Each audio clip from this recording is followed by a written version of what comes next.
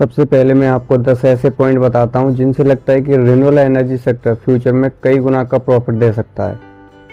Number 1 है, सरकार ने ग्रीन एनर्जी को सप्तऋषि में से माना है। यानी ग्रीन एनर्जी गवर्नमेंट की जो 7 मोस्ट इम्पोर्टेंट प्रायोरिटी हैं उनमें से एक है। यानी गवर्नमेंट ग्रीन एनर्जी को प्रमोट करने में अपना पूरा जोर लगा रही है। नंबर 2 है, इंडिया ने 59 सोलर पार्क अप्रूव कर रखे हैं जिसकी टोटल कैपेसिटी 40 गीगावाट यानी कि 40,000 मेगावाट है।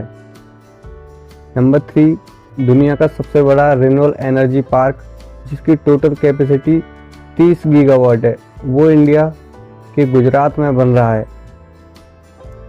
नंबर 4, इंडिया का टारगेट है अपनी रिन्यूएबल एनर्जी कैपेसिटी को 2030 तक 450 से 500 गीगावाट पहुंचाना है, जिसमें 60% सोलर एनर्जी होगा, जबकि अभी इंडिया की रिन्यूएबल एनर्जी कैपेसिटी 183 गीगावाट है। यानी अगले 6 साल में इंडिया की अपनी रिन्यूएबल एनर्जी कैपेसिटी को लगभग 3 गुना बढ़ाना चाह रहा है। नंबर 5 है, इंडिया की जो रिन्यूएबल एनर्जी कैपेसिटी है वो फाइनल ईयर 2016 से 2023 के बीच में 15.4 के CAGR से बढ़ी है। यानी जो 500 गीगावाट का टारगेट रखा है उसको अचीव होने के चांसेस बहुत ज़्यादा हैं। बाकी देश भी इंडिया के ऊपर बहुत ज़्यादा भरोसा दिखा रहे हैं, जैसे कि UAE ने कमिट किया है कि वो इंडिया में $75 बिलियन इन्वेस्ट करेगा ग्रीन एनर्जी को प्रमोट करने के लिए। नंबर 7 है, फॉरेन कंट्रीज़ ही नहीं, इंडिया की जो बड़ी बड़ी कंपनी है वो भी इस सेक्टर में भरोसा दिखा रही हैं। जैसे अडानी ग्रुप तो पूरा ग्रीन एनर्जी के ऊपर काम कर रहा है।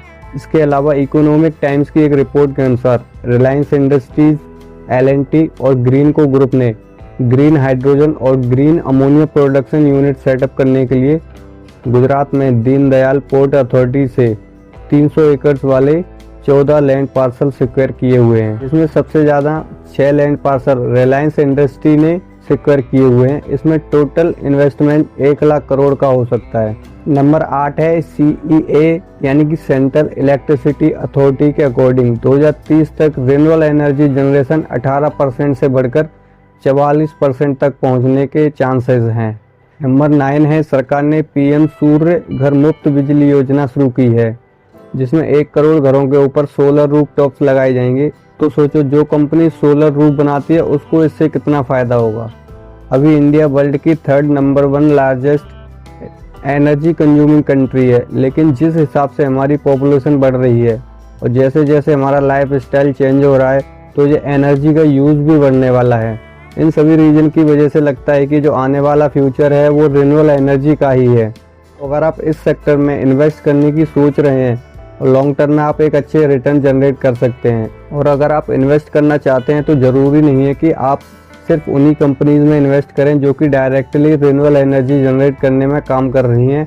आप उन कंपनीज में भी इन्वेस्ट कर सकती हैं जो कि रिन्यूएबल एनर्जी से रिलेटेड प्रोडक्ट बनाती हैं। जैसे अगर कोई company solar panel, wind turbine या बैटरीज जैसे प्रोडक्ट बना रही हैं जिनका रिन्यूएबल एनर्जी सेक्टर में बहुत यूज़ होगा, तो आप उनमें भी इन्वेस्ट कर सकते हैं। या फिर देखो, जब इतने बड़े सोलर प्रोजेक्ट का कंस्ट्रक्शन होगा तो जाहिर सी बात है कि कोई बड़ी कंपनी ही करेगी, तो आप उनमें भी इन्वेस्ट कर सकते हैं। तो चलिए अब इससे रिलेटेड कुछ स्टॉक्स की बात करते हैं, लेकिन ध्यान रखिए कि ये वीडियो सिर्फ एजुकेशन पर्पस के लिए है, ये कोई भी रिकमेंडेशन नहीं है। इसमें जो स्टॉक्स मैं आपको बता रहा हूँ वो सिर्फ एग्जाम्पल के लिए हैं, उन्हें आप एग्जाम्पल की तरह ही देखिएगा, क्योंकि ज़रूरी नहीं है कि जिन स्टॉक्स को मैं बता रहा हूँ वो आपकी पोर्टफोलियो को सूट करें। सबसे पहला स्टॉक बताने से पहले अगर आपको ये वीडियो पसंद आ रही है तो वीडियो को लाइक ज़रूर कर दीजिएगा और साथ ही हमारे चैनल को सब्सक्राइब कीजिए, क्योंकि अगर आप सब्सक्राइब नहीं करोगे तो हो सकता है कि हमारी आने वाली वीडियो आपको दोबारा ना मिलें। और अगर आप ट्रेनिंग और इन्वेस्टमेंट के लिए डीमेट अकाउंट खुलवाना चाह रहे हैं तो कुछ अच्छे डीमेट अकाउंट के लिंक मैंने अपने डिस्क्रिप्शन में दिए हुए हैं, वहाँ पर जाके ज़रूर चेक कीजिए। पहला शेयर है NHPC और यह एक PSU कंपनी है। यहाँ पर ध्यान दीजिए, रिन्यूएबल प्रोजेक्ट के अंदर इसके सोलर पावर प्रोजेक्ट हैं, साथ ही रूफटॉप पावर प्रोजेक्ट लेकर आ रहे हैं जिनमें रूफटॉप सोलर एनर्जी जनरेट करेंगे। वैसे इसके फंडामेंटल देखें तो कंपनी कंसिस्टेंटली डिविडेंड दे रही है और प्रॉफिटेबल भी है, कैश नेगेटिव है, PE रेशियो के हिसाब से फिट है, प्राइस टू अर्निंग रेशियो के हिसाब से कंपनी अंडर वैल्यू दाम पर ट्रेड कर रही है, फेस वैल्यू 10 का है। आने वाले समय में स्टॉक स्प्लिट भी हो सकता है। अब ऐसे में शेयर होल्डिंग पैटर्न देखें तो 70% के आसपास प्रोमोटर हैं, 8% पब्लिक और एक अच्छा खासा क्वालिफाइड इन्वेस्टर्स हैं। अगर किसी भी कंपनी में एक अच्छे खासे क्वालिफाइड इन्वेस्टर्स हैं और फंडामेंटल भी स्ट्रॉन्ग है तो कंपनी ऐसे सेक्टर से बिलोंग करती है जिसमें मैसिव ग्रोथ अपॉर्चुनिटी है, तो ऐसे में इन्वेस्ट करने से हमें रिटर्न मिलने के चांसेस ज़्यादा होते हैं। दूसरा स्टॉक है टाटा पावर। टाटा पावर की बात करें तो टाटा पावर के बारे में सबको पता होना चाहिए कि क्या कर रही है, इसका बिजनेस मॉडल क्या है और सोलर रूफटॉप में इनका बहुत बड़ा योगदान है और साथ ही 404 मेगावाट की कैपेसिटी ऑलरेडी ऐड कर चुकी है 2023 में। अगर आपके आसपास के घरों की छतों पर टाटा के सोलर रूफ आपको दिखें तो आपको क्लियरली समझ आना चाहिए कि कंपनी के ग्रोथ के कितने चांसेस हैं। यहाँ पर इनके पास 18,000 से ज़्यादा सोलर ईपीसी ऑर्डर पहले से ही अवेलेबल हैं। फंडामेंटल देखें तो कंपनी लगातार डिविडेंड दे रही है, प्रॉफिटेबल है, कैश फ्लो पॉजिटिव है, रिटर्न ऑन इक्विटी 12% है, लेकिन डेब्ट टू इक्विटी यहाँ पर 1.74 है। डेब्ट की वजह से प्रेशर हो सकता है। प्राइस टू अर्निंग के हिसाब से ओवर वैल्यू है, पी रेशियो के हिसाब से अंडर वैल्यू दिखा रहा है। ऐसे में शेयर होल्डिंग पैटर्न देखें तो 49% प्रोमोटर हैं, 26% पब्लिक और एक अच्छा खासा इन्वेस्टर क्वालिफाइड इन्वेस्टर हैं, जो कि एक अच्छा संकेत है इस कंपनी के लिए। तीसरी कंपनी एक ऐसी कंपनी है जो इन सभी सेक्टर्स के लिए लोन प्रोवाइड कराती है, जिसका नाम है इरेडा। इरेडा के पास सोलर और थर्मल एसपीसी के लिए 30% आउटस्टैंडिंग लोन है ओवरऑल लोन्स में से, और ये कंपनी रिसेंटली लिस्ट हुई है तो डिविडेंड की तो हम बात कर ही नहीं सकते हैं।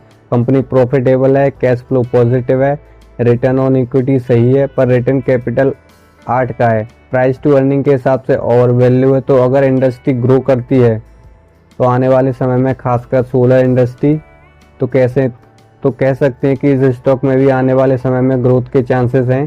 शेयर होल्डिंग देखें तो 75% प्रोमोटर हैं, 12% पब्लिक के पास हैं और अच्छा खासा होल्डिंग लगभग 11%